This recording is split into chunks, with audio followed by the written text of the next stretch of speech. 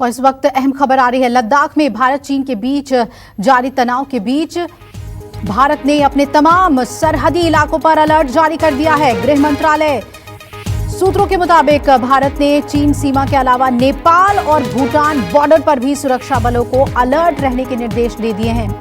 ITBP और SSB को alert पर रहने को कह दिया गया है और सूत्रों के मुताबिक उत्तराखंड, अरुणाचल, हिमाचल, लद्दाख और सिक्किम बॉर्डर पर आईटीबीपी को अलर्ट रहने के निर्देश दे दिए गए हैं। और अलर्ट के बाद भारत, नेपाल, चीन ट्राई जंक्शन, उत्तराखंड के काला पानी में एसएसबी और आईटीबीपी की सतर्कता को बढ़ा दिया गया है। और इसके अलावा एसएसबी की कुछ कंपनियों को नेपाल बॉर्डर पर भेजा गया है। ये कंपनियां पहले कश्मीर और दिल्ली में लगी हुई थी।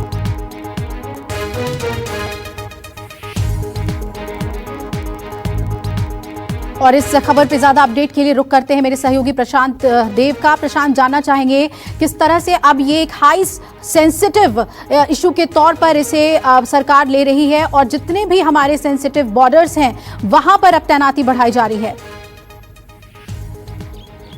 देखिए, जब भी इस तरह की बात होती है, गृह मंत्रालय पूरी तरीके से एक्शन में रहता है, क्योंकि जो पैरामिलिट्री फोर्सेस हैं वो उसकी पूरी कमान गृह मंत्रालय के पास होती है। तो जहां तक बात है भारत तिब्बत सीमा पुलिस की है, तो करीब 3,500 किलोमीटर की लंबी जो है चौकीदारी, पहरेदारी आईटीबीपी के पास है, जिसमें कई राज्य हैं। तो उनको पूरी तरीके से अलर्ट पे रख दिया गया है, जिस तरीके से चीन की हरकतें सामने आ रही हैं। और ये कोई ऐसा पहली बार नहीं है।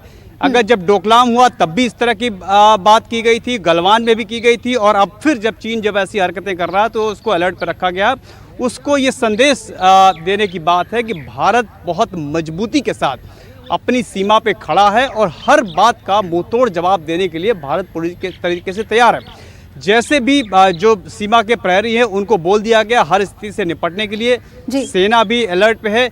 जिस तरह की भी गतिविधि उधर से होगी उसका जवाबी कार्रवाई की जाएगी। हालांकि भारत की तरफ से कोई पहल नहीं की जाती है, लेकिन प्रशांत, नेपाल सीमा को बहुत जब भी कोई कार्रवाई चीन की तरफ से, देखिए, जब आपको याद होगा जब डोकलाम हुआ था तो भूटान को इस्तेमाल किया था। भूटान बॉर्डर पे विवाद हुआ था, उस पर भारत ने अपनी एक तरीके से जीत दर्ज की थी। भारत पीछे नहीं हटा। उसी तरीके से दोबारा जब हुआ तो उसने नेपाल को इस्तेमाल करके चीन जो है भारत को डराने की कोशिश कर रहा है, क्योंकि नेपाल एक बहुत ही स्ट्रेटेजिक पोजीशन पे है। तो उससे वो दिखाना चाहता है कि नेपाल को छोटा देश है, उसको अपने उसमें डरा करके या अपने प्रभाव में लेकर के वो भारत को परेशान कर सकता है, तंग कर सकता है। और चूंकि नेपाल पे आईटीबीपी की सीमा है, दूसरी पैरामिलिट्री की सीमा है, तो उनको अलर्ट पे इसीलिए कर दिया गया है। बिल्कुल प्रशांत, बहुत ही स्ट्रेटेजिक पोजीशन पे है नेपाल, जैसा कि आपने बताया। और आईटीबीपी और एसएसबी की जो टुकड़ियां हैं उसे तैनात कर दिया गया और हाई अलर्ट पे रहने को कहा गया है। नमस्कार, मैं हूं मानक गुप्ता। अगर आपको हमारा ये वीडियो पसंद आया हो तो इसे लाइक और शेयर जरूर करें। और हाँ, हमें सब्सक्राइब और फॉलो करना ना भूलें, ताकि आप देश और दुनिया की कोई खबर मिस ना करें। तो जुड़े रहिए हमारे साथ और देखते रहिए News 24।